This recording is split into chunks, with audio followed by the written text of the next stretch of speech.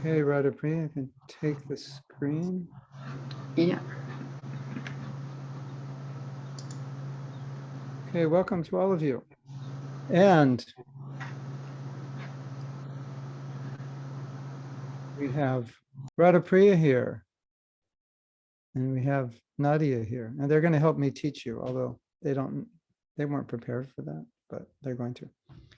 So Nadia is a teacher. She's also artist, musician, and Radhapriya is a teacher of chemistry. So we're going to teach you how chanting the holy name is an art and how the chemistry of your body and mind changes when you chant Hare Krishna. And they're going to think about that right now, how that works. And we're going to begin by telling you something that Prabhupada used to say. Because people would say, well, when you chant Hare Krishna, you feel good, you feel happy, but you just feel that way because you believe that the mantra is doing something. Then you could chant anything, and if you believe it, it will do something. So Prabhupada said, okay, we'll make an experiment. You can chant Hare Krishna for a week, or you can chant Coca-Cola for a week. So Coca-Cola, you know the Coca-Cola mantra, Karuna? It goes like this. Coca-Cola, Coca-Cola, Coca-Cola, Cola, Coca-Cola, Coca-Cola, Coca-Cola, Cola. Okay.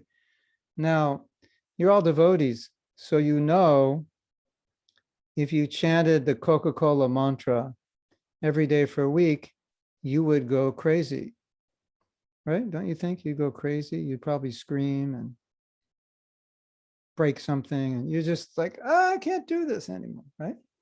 But if you chant Hare Krishna maha-mantra, that doesn't happen. So, did you know, Samskruti, did you know that an experiment was done? And they took students and they gave half the students the Hare Krishna mantra. You know the experiment, Radhapriya? Have you read the report? They gave half the students, this was a devotee, was doing this report in university. So he did an experiment. They took half the students and gave them the maha-mantra, but didn't really tell them anything about it and told them to chant, how to chant. And I think they chanted for a week. And then they took the other students and they made up a mantra, kind of like Om Skom, ice cream cone or something, just made up a mantra. Well, I wouldn't have Om in it because that means they get purified, but something like Shumudugu, chant that mantra, like a Coca-Cola mantra. And then they studied the different groups, like what happened, how did you feel, what was your experience? And obviously the people who chanted Skum, Doom, Pum, or whatever they chanted didn't really feel much. And the ones who chanted the Hare Krishna mantra had typical symptoms that you would get from chanting, like they felt more calm, more peaceful, they felt happier, etc. So we were joking with Radhapriya that she could teach us about the bodily chemistry changing when you chant Hare Krishna. So have you ever been nervous before?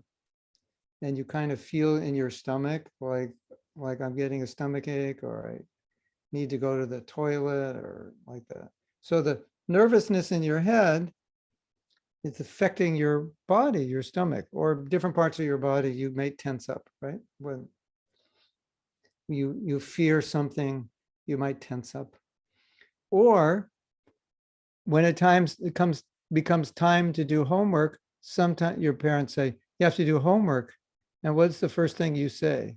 Something like, ever say that mantra? When they say, it's time to do homework. Right? And all the energy in your body starts to go like, and then you say, your mother says, time for ice cream. And you go, yeah. And all the energy in your body goes up. You ever have that experience? I'm sure you did.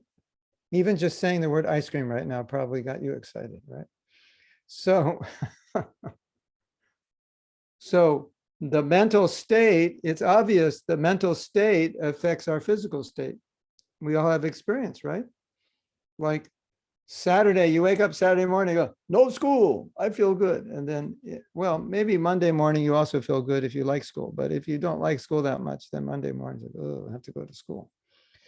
So energy level is low. It actually is affecting the if you could study the chemistry of your body, you would see it changing based on how you think.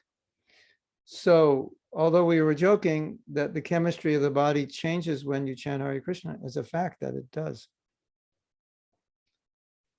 And so they're saying we feel more calm, we feel more peaceful, we feel happier. And so what's going on in the mind is actually changing the chemistry of the body. Isn't that interesting?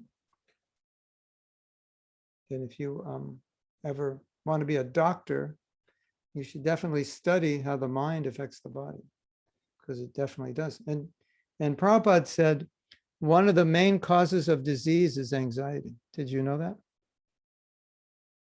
He said uncleanliness, irregulation, and anxiety, but most of it's anxiety because it wears the body out, makes you weak, like that. So, so they did this experiment, and the students had no idea what the maha-mantra was. They had no idea that that other mantra wasn't a real mantra. And so they actually chanted this bogus mantra, this fake mantra, for a week. And then the other students chanted the Hare Krishna mantra for a week. And then he wrote up a whole report, like 50 pages or so, on the effects of chanting Hare Krishna.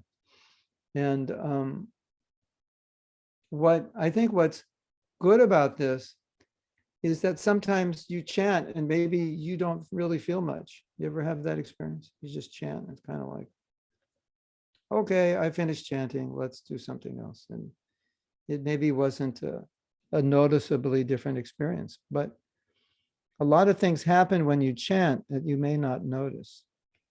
And I want to give an example. So, Yuvaraj, let's say you had a box, and every day you put 1 grain of sand in the box. And 20 years from now, you probably have a box full of sand, right? So every time you chant the Hare Krishna mantra, it's like you're putting a grain of sand in a box. It's making a difference little by little. And if you put 1 grain of sand in a box, then you'll probably think, that didn't do anything. You put 2 grains, 3 grains, 10, 20, 108 grains. You hardly even notice it, right? There's a big box. But if you do that every day for your whole life, end of your life, you've got a big box of sand, right? So that's what's happening when you chant. You may not notice it, what's happening, but every mantra is like a grain of sand you're putting in the box. And you're coming 1 grain of sand closer to Krishna with every mantra. Did you know that? Whether you feel it or not, you're coming closer to Krishna. Yes? Samskruti, you agree? Yeah. So even if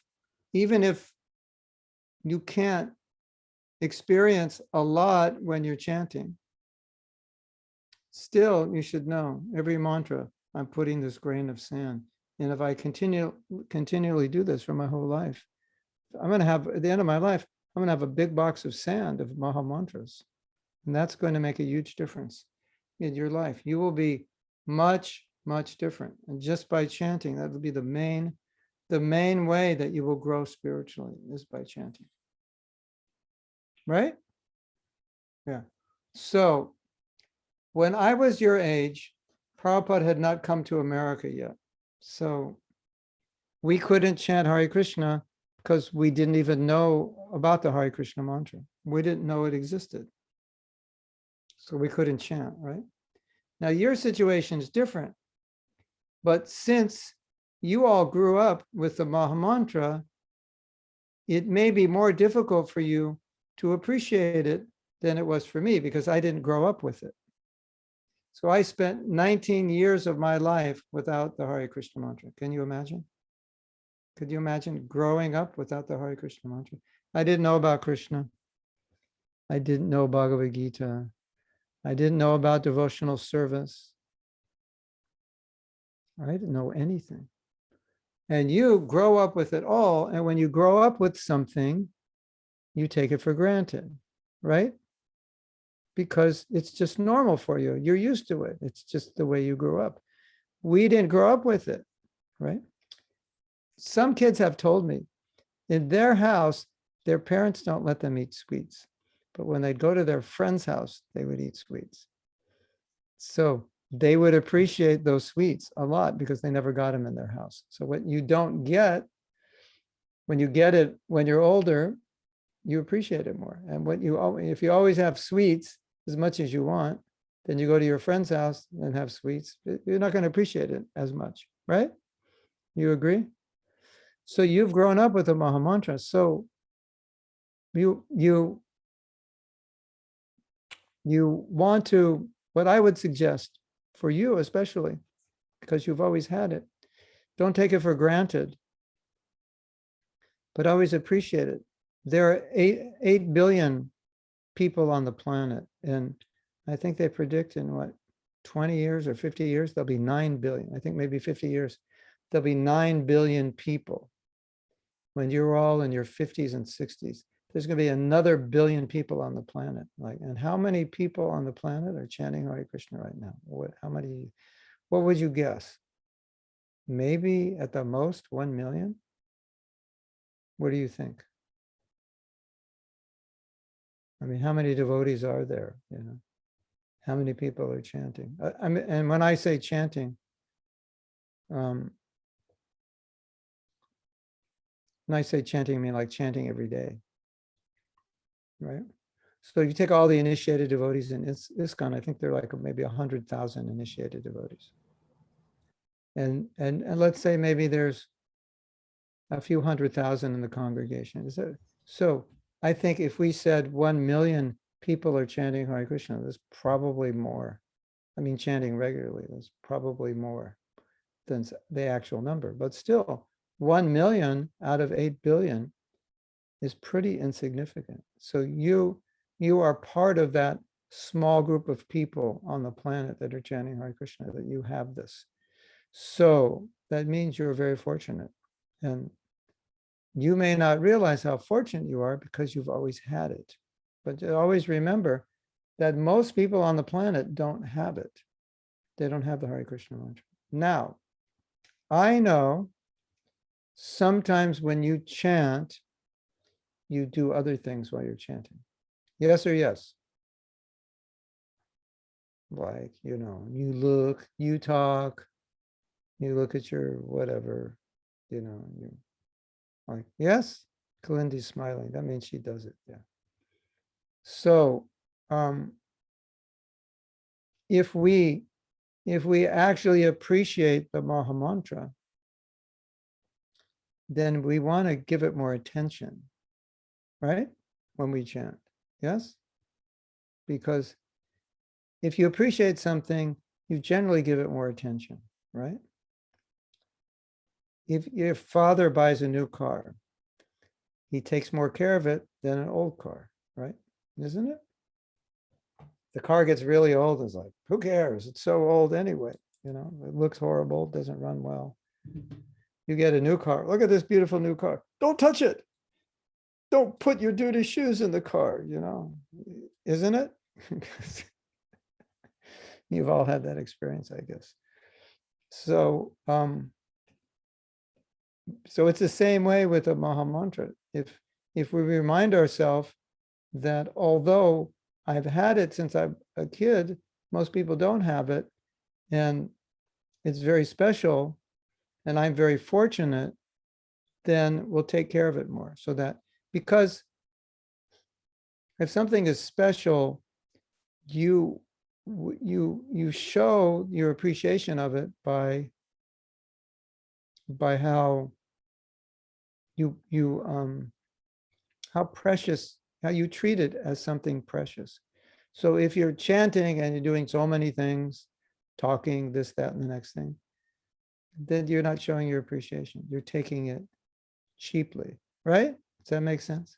Taking it for granted, not taking it like it's something valuable, sometimes when you're young, your parents may have something valuable and you just think it's a toy and you play with it like a toy. And they're like, don't touch that.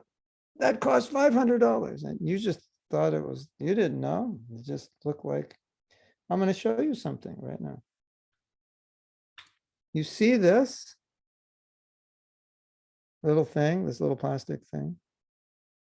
This actually costs $500. I'm serious. This has frequency. This generates frequencies which heal the body. And it's a little piece of plastic. So I'll put my hand up so you can see how big it is. It's pretty small, right?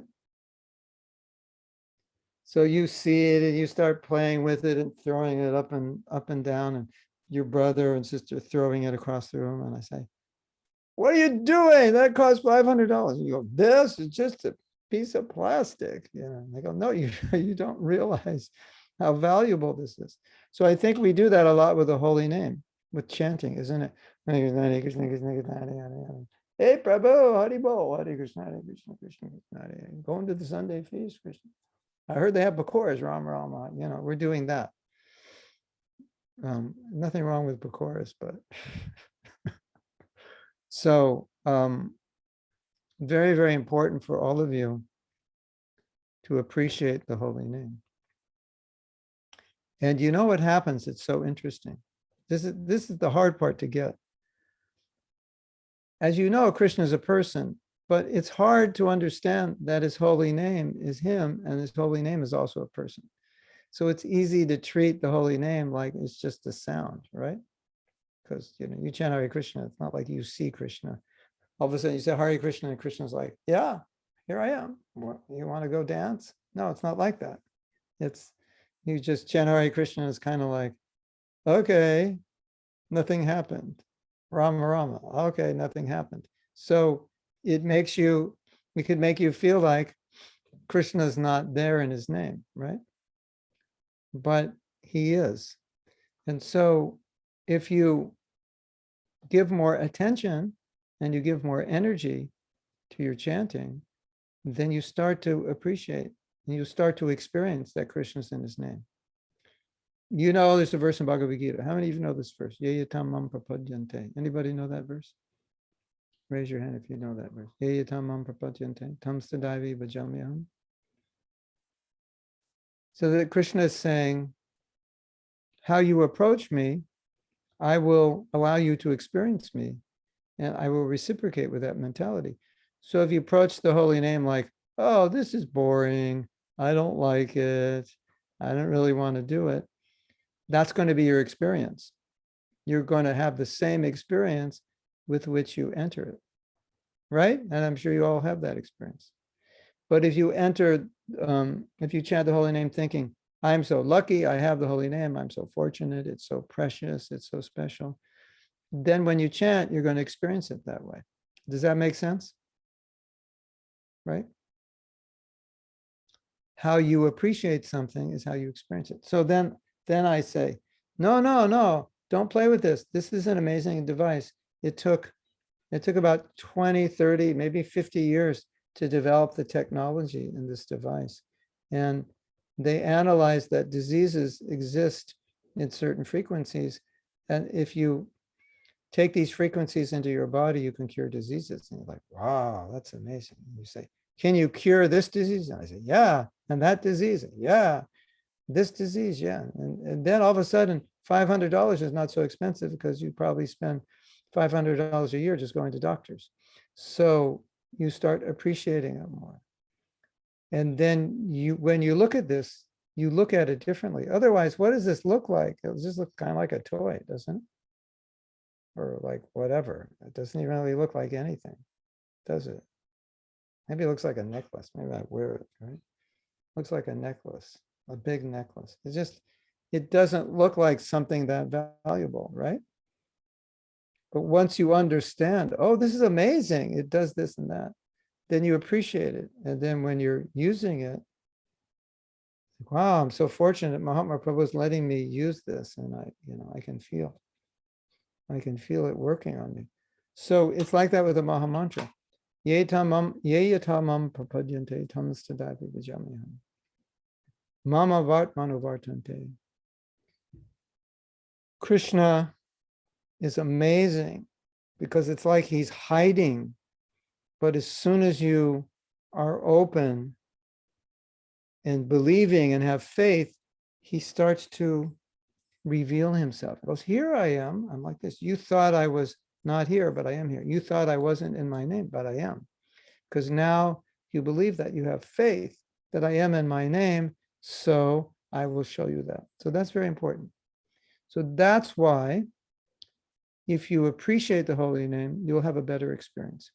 And if you appreciate the holy name, then what happens when you chant? Krishna is happier with you. And what will it look like? When you chant, you'll actually chant instead of just chant. Right. So we talked about this before. So I have a question for you. Are you ready for the question? Raise your hand if you're ready. When you chant, are you actually chanting or are you just chanting? Are you actually chanting or are you just chanting? So actually chanting means that's all you're doing. Your body, your mouth, your ears, your eyes, your mind, everything is chanting. And when you're just chanting, it means you're chanting, but you're doing other things. So that is a question. Karuna says, just chanting. So Karuna, when you're chanting your japa, all of you, when you're chanting your japa, ask yourself this question. Am I actually chanting or am I just chanting? Because if I'm just chanting, I want to shift to actually chanting, right? That's the goal, to be actually chanting. Otherwise, in a sense, we could say, why do something if you don't do it right, right? Well, let's say you're doing your math homework and you do it all wrong. And your father says, what's the use of doing your homework? You did it all wrong. 1 + 1 = 3, 3 + 3 = 7. It's like, what's the point? That's all wrong. A, B, D, F, G, Z, Y, Q, T, R, S, like, no, learn it right. What's the point of learning it wrong? Right? So we have a saying here in America, if it's worth doing, it's worth doing well. Like if you're going to do it, you might as well do it well. So we're not just chanting just to chant, right? We're chanting to connect with Krishna. We've talked about this before, isn't it? That's why we're chanting. So when we're chanting, we remind ourselves that I want to actually be chanting. I should be appreciating. And when we're chanting, we also ask ourselves another question. And this question is, what am I actually doing right now? That's a very good question. Because the answer to that question might be, I'm doing so many things and chanting is in the background. And that's not what we're supposed to be doing. So you want to monitor, what are you actually doing? Are you actually chanting or are you doing other things while you're chanting? So these are good questions. Am I chanting actually or just chanting? And what am I really supposed to be doing here? What's the goal? Why am I chanting? And so who can tell me? What's the goal of chanting? Why are we chanting? Someone give me an answer. Marie, you have an answer? I can't see your face. I can see your hand. Can you move the camera down so we can see you? Where did you go? Now we've lost you. Okay. Manihar, why are you chanting? To please Krishna. Yuvaraj says to please Krishna. Manihar. To be connected with Krishna. Yeah. Please Krishna, be connected. Food for our soul. Yeah. What else?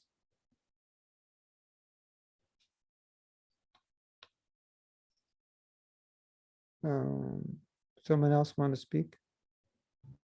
To get Krishna Seva. Radha, you want to say something? Well, I was just talking about the feelings. So I think my feelings when I chant is in the between. I'm chanting, but I'm also a little bit distracted. Right. So, like, a little bit chanting. Yeah. The cure for distraction is to ask yourself, why am I chanting? Like, why am I doing this? Like, let's say, like your father's working a job and it's like really hard. He's got a boss that's difficult. They make him work long hours and doesn't really like it.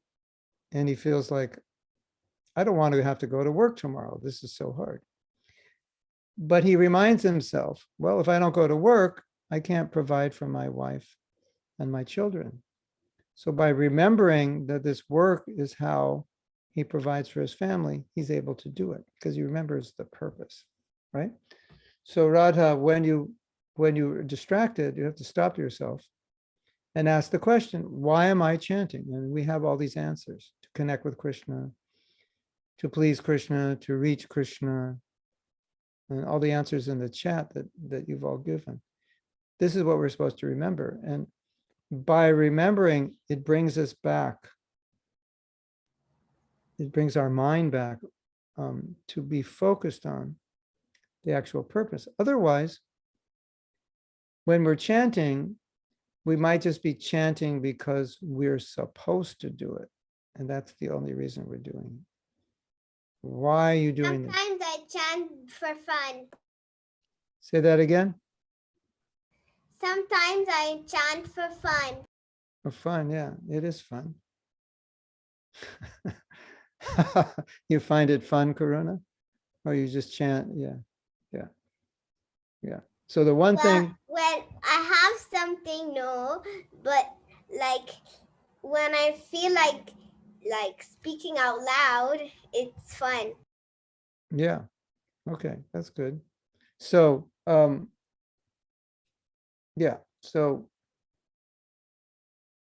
if we chant for the right reason, it's going to be a different experience. Now, there's another problem you have. You're all quite young, at least compared to me. You could be like my great grandchildren practically. So I'm an old guy and you're all young. So now, when you're my age, or even when you're younger, in your 20s, your 30s, hopefully you're going to be chanting, and hopefully you're going to be trying to chant 16 rounds a day. Now, I have to tell you something very important, so please listen. If you develop good habits in chanting now, it's going to be very easy for you when you're older because it'll just be a natural. But if a natural way you chant, but if you develop bad habits, it's going to be more difficult when you're older because you'll have all the bad habits and you'll naturally chant, looking around, spaced out, all those bad ways to chant, which we've discussed in the last, I think we went through like 20 horrible ways to chant. Remember all those ways? We have the cartoons. You're doing something else while you're chanting. So the problem is that anything you do every day becomes a habit, right? And whether or not you want to develop a habit, if you do it every day, it becomes a habit, right? Like some people get angry all the time, isn't it? Whatever happens that they don't like, frustrated, angry, they're screaming, right? It's become a habit because that's what they do whenever things don't work out. They just get angry. And so they have so much practice with getting angry. They're experts in being angry because they've done it so much, right? That they've done it so much that it becomes a habit. Now that's the way habits work. You repeatedly do something over and over and over again. And pretty soon it just becomes natural. So just think, boys and girls, just think, if you really focus on developing good japa habits now, how much easier it's going to be when you're adults. This is just how you'll chant naturally. You'll be like the gold medal Olympic champions of japa because that's how you learn to do it when you're young. So it's really important to understand whatever you're practicing now, it's going to be a habit for you. And if you practice bad habits, what happens? It almost can become more difficult for you than for someone who joins at 19, because they're starting to chant and they don't have any bad habits because they never chanted. So undoing bad habits is oftentimes more difficult than starting good habits. So you have to be careful not to develop bad habits. Does that make sense?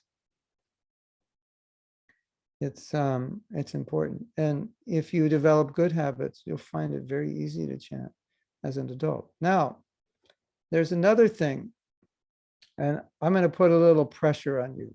Can I put pressure on you? Is that okay? You won't faint or anything? Okay. Now, as I said, I was not born in a family of devotees. So I have 19 years of my life where I wasn't a devotee, that I have to like wash off my heart and mind, that you don't have. So you're in a better position than all of us. Even though we met Prabhupada, you're in a better position because you get to start from the beginning. So when you're 20 years old, 19 years old, you don't have to wash out anything bad, because nothing bad really, or not much bad got in there. For my life, pretty much, so much bad got in there because that was normal. So Prabhupada had a lot of faith in you, the younger generation, because you're getting Krishna consciousness when you're young. So he had a lot of faith that you could become, and you would become very, very pure. And if you become very, very pure, you can help a lot of people. I just want to explain, the way, how Prabhupada helped everyone? The main way he helped everyone? The main way he helped everyone is because of who he was. Even less than what he said and less than what he did, who he was as a pure devotee of Krishna had a tremendous effect on us. When we saw Prabhupada, we felt different, much different. We could feel a change in our hearts when we met Prabhupada, just saw him. It was like, we felt like, I just want to serve Krishna. Just by seeing him, he didn't have to say anything.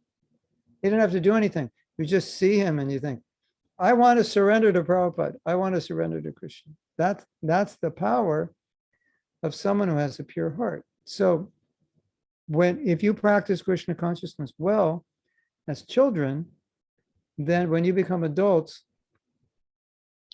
you'll be able to really, I would say, have a strong influence on people just because of who you are, because your life is so much different. Your life was so much different than everyone else's life. And people will experience that. And so what Prabhupada wanted to do was fill the world up with pure devotees. That was his plan. If there's enough pure devotees, the world will change. It's not going to change because you vote in or out a new president or prime minister. It's going to change because you fill the world up with pure devotees. And so you all have a head start. And so Prabhupada had a lot of hope in those of us, those of you who were born in devotee families from the beginning. He had a lot of hope that because of that, you would have this ability to help other people become Krishna conscious.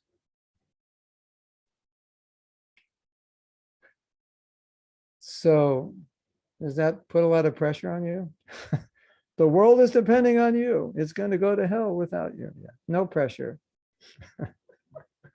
But what I'm trying to say is you have an advantage being given Krishna consciousness young.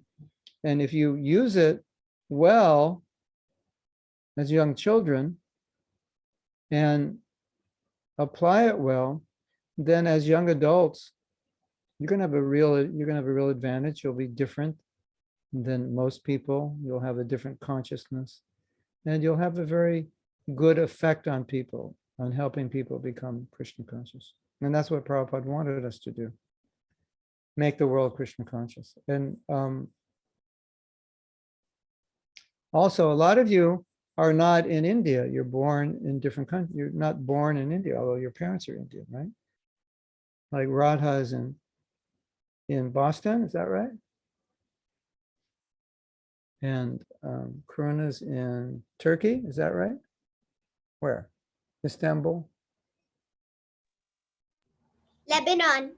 Lebanon. Close. I was close, right? Beirut. Yeah. In So- the mountains. Oh, nice. A lot of sand out there. A lot of rocks, right? But there's it's weird because it's summer, but it's cold. Really? Oh, because the mountains. Because in the mountains it's cold, and you go down, it's hot. Yeah. Just So- last summer it was like it was a it's fire, but today this summer it's like it's winter. Oh, that's weird. Yeah. Strange weather. Yeah. Don't worry, summer will come. Then you can start complaining it's too hot, which I'm sure you will, right? Must get really hot there. Yeah. So a lot of you, or maybe all of you in this class, are born in other countries. And so, because if you are born in another country, then you know you were raised just like everyone else in that country, and you know how they think. You're in a really good position to understand people and help them. So Prabhupada has hope for you, big hope for you, that you can do something of value and significance to help other people. And so you might think, well, I'm just a kid now, how can I do anything? But the more Krishna conscious you become, the more you will be able to influence people. There's no doubt about it. The more clearly you will understand, because you've understood this from the very beginning of your life, and you have the power to do many good things. So what we're asking you to chant nice rounds and be Krishna conscious, it's not only for you, for your own benefit, it's also so you can become an ambassador of Krishna consciousness to others. You can share it, and you can be a good example, right? You know what the world is like now, right? Like so many kids are growing up with so many bad habits. So if you show ideal behavior, people will notice. Oh, he's a devotee of Krishna. Look at, he's amazing. Such a nice person. So pure, honest, gentle, kind, and so forth. So people will notice that. So now, that's what I wanted to say today. But Nadia is an artist and a musician. So we wanted to talk about art and music and the maha-mantra. All right. I'll say something, Nadia. Did you know that in some temples, their deity is the maha-mantra? Did you know that? They don't actually have Radha Krishna, Gaur Nitai, Krishna Balaram, Ladu Gopal. The only deity they have is a maha-mantra on a plaque, on a piece of paper, and they worship that. Did you know? Raise your hand if you knew that. They have, I have a plaque on it. We have a plaque on our altar also. But some altars, that's all they have on their altar is the maha-mantra, and they worship the maha-mantra.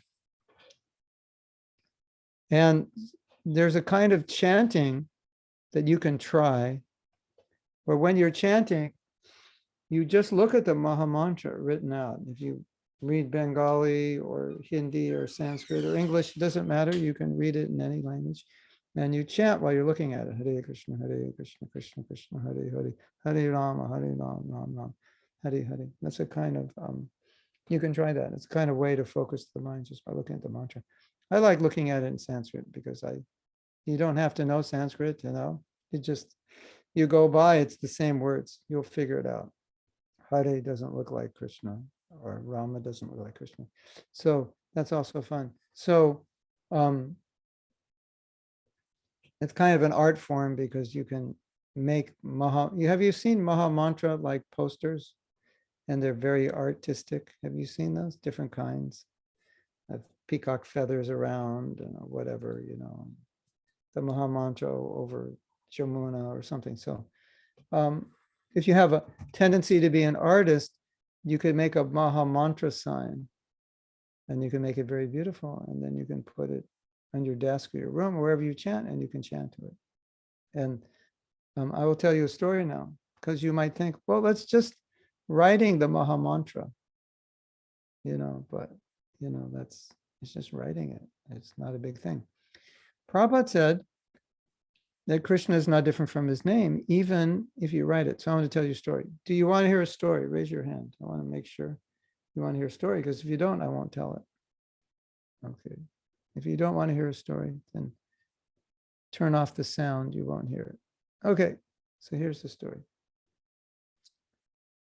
I'm only joking. So Srila Prabhupada went to a temple, and the temple had about 6 steps, cement steps going up, because the building was, you ever see buildings like that?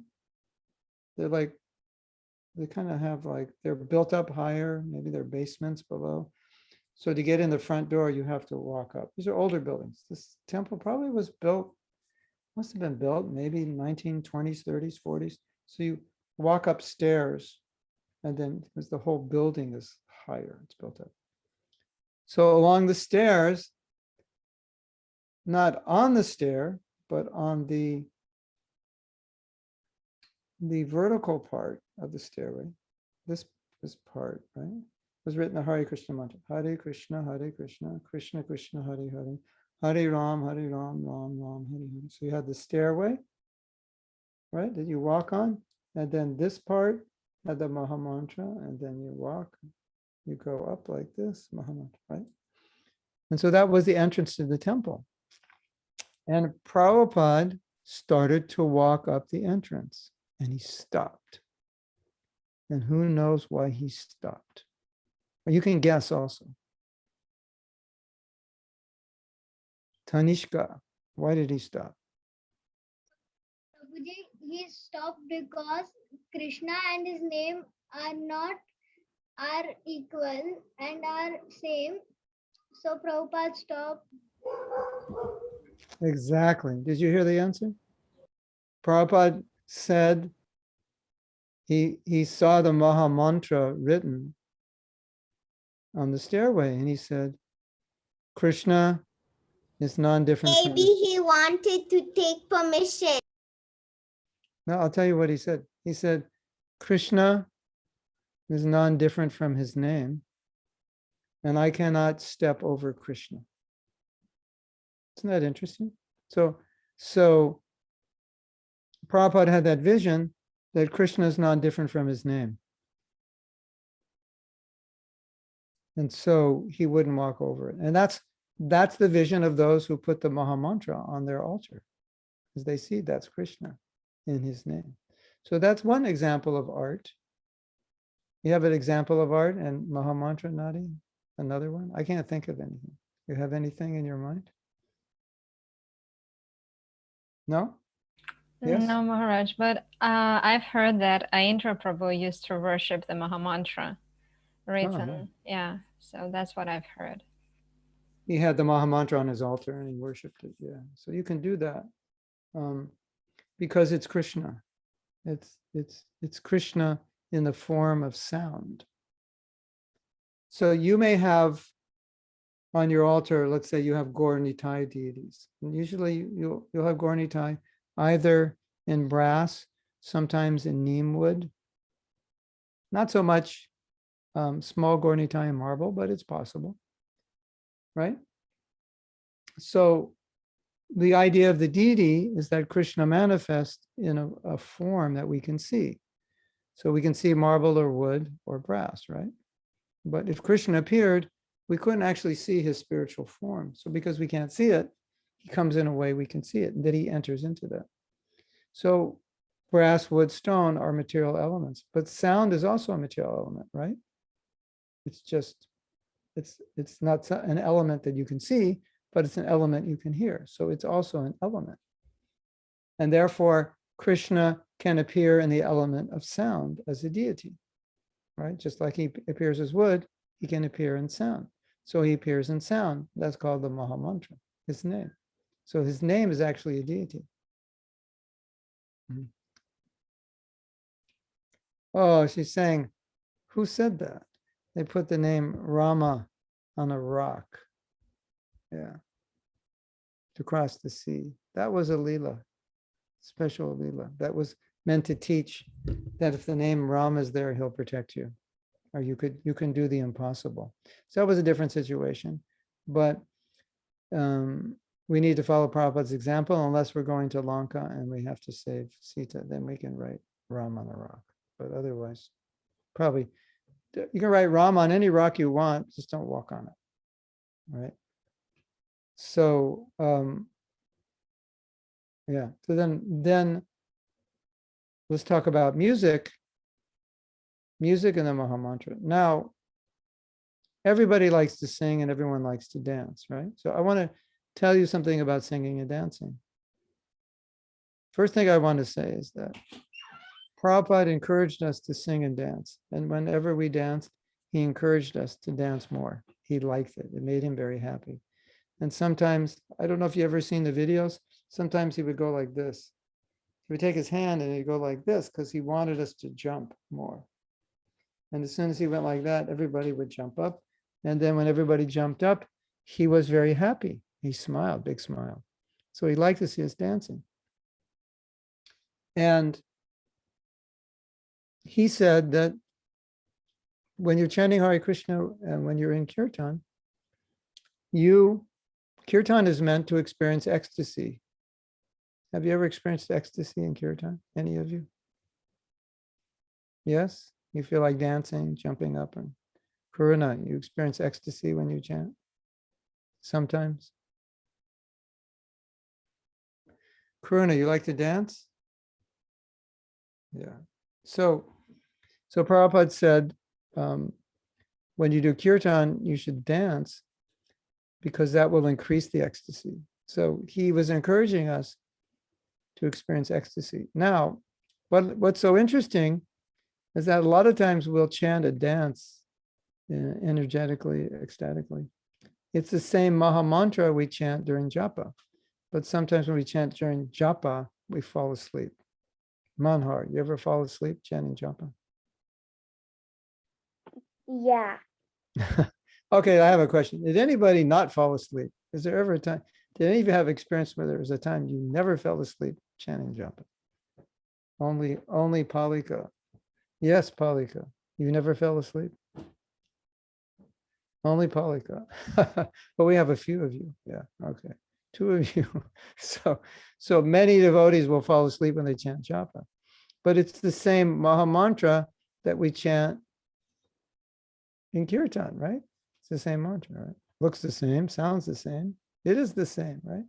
But sometimes it's experienced differently. So sometimes I like to remember when I'm chanting Japa that this is the same maha-mantra that I chant ecstatically to. It's the same thing.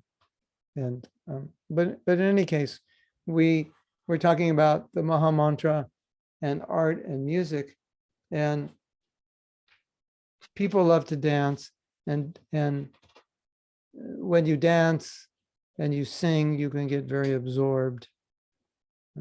And so Lord Chaitanya, he encouraged that in Kali Yuga, that would be an amazing way, and one of the best ways to get absorbed in chanting would be to dance and chant. So Prabhupada encouraged it.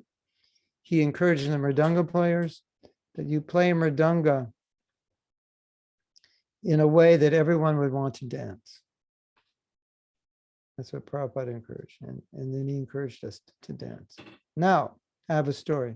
You want to hear another story? This might be the last story for this morning. Okay, here's the story for you.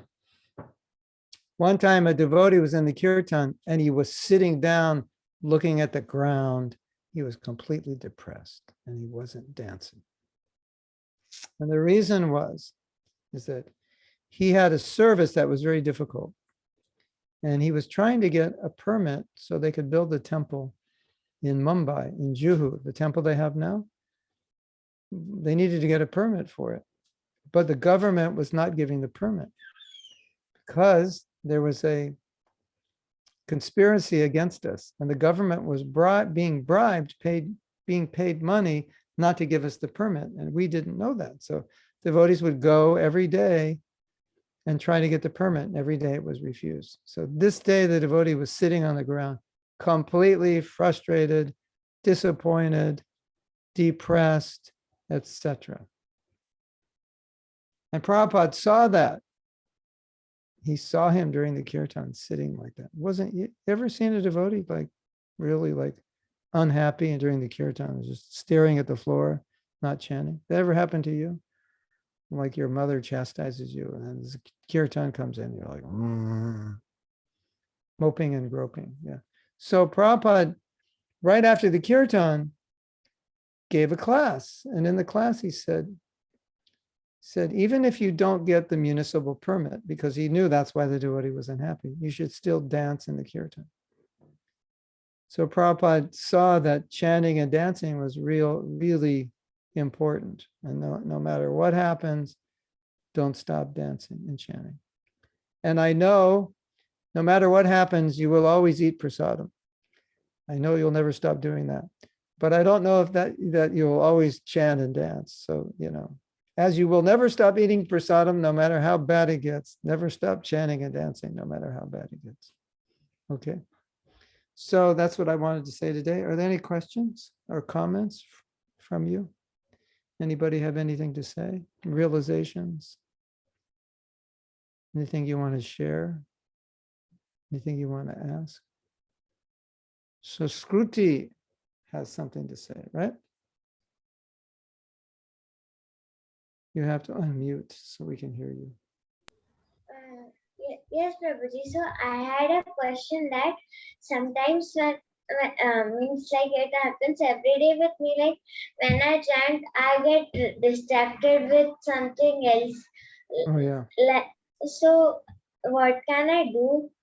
Okay, that's a good question. I was actually thinking about this question this morning and I forgot to mention it.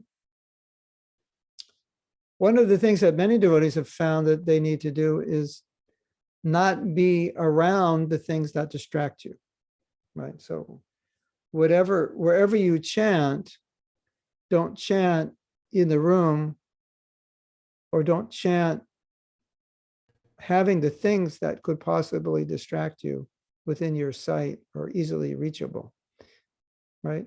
So you could be distracted by a book, or you could be distracted by your computer or something. Just don't have it near you. And so it's best to chant in a place where you feel that you won't be distracted. Like if you have a temple room, obviously that's the best place to chant. And so go in there and chant and don't come out until you finish. Because once you come out and you're around things which distract you, you'll be distracted. It's just like, let's say your doctor says you can't eat potato chips, and potato chips are your favorite food. So then you and your mother decide, okay, we're going to have to give all the potato chips in the house to your friends, because if they're around, you're going to eat them. So it's something like that. We call this triggers, things which trigger you to do something that you don't want to do. So don't have anything that triggers your distraction. Like anything, whatever is distracting you, don't have it near you when you chant. But then it'll be easier for you. Okay, is that okay? Yes, Prabhuji. Thank you. You're welcome. Okay, so who has another question or comment? Corona has? Yeah. Sometimes when I'm reading Bhagavatam, because we always have like a family kirtan, I'm reading Bhagavatam, but it's so hard to stop. So how do I stop? You mean you have to stop reading for kirtan and you don't want to stop reading? Yeah, because it has stories and I have to stop in the middle of the story. That's a good problem. Well, if you're having the kirtan, You just have to go to the kirtan, and then you just have to wait to finish the story afterwards, But a lot of time, like Prabhupada would chant Jai Radha Madhava before the kirtan, because by doing kirtan, you better understand the stories and you get more out of them. So you can think like that. Well, if I do kirtan, story I will be able to understand even better, and it'll become even sweeter because I'm becoming purified. So you can think like that. Story will get better after the kirtan. Is that okay? Okay. Yes. That's a good problem to have. Some problems are good problems. Okay, who else? If you want to say something, raise your real hand rather than your digital hand. Or if you have a comment. Okay.